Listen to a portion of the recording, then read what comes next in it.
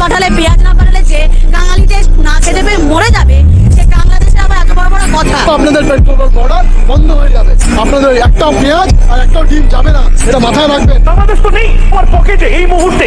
যদি বাংলাদেশ খোঁজা হয় বাংলাদেশ পাবো না। আমার বুক পকেটে এই মুহূর্তে বাংলাদেশ খোঁজা হলে বাংলাদেশ পাবো না, বাংলাদেশ থাকবে না। না মুন্না না। Wake up to reality. Bangladeshi দাদা না আসলে না কলকাতা সব ভুকা মরে যাবে। আমাদের ব্যবসাটা ডুবে গেছে। আপনারা আসুন, আপনার ভাই আমি, আপনার ভাই আমরা ইন্ডিয়ান, সবাই আছি।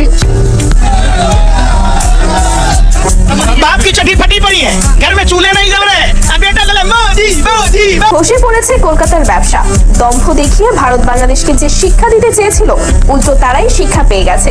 নাকে খত দিয়ে এখন তারাই বাংলাদেশকে ডাকছে।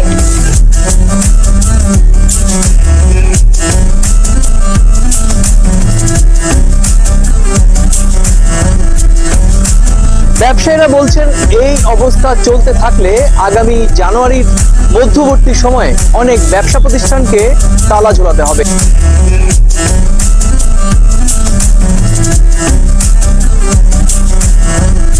প্রধানমন্ত্রী নরেন্দ্র মোদীকে ক্ষমতাচ্যুত করার দাবিতে রাজধানী দিল্লির অনেক জায়গায় পোস্টার দেখা গিয়েছে।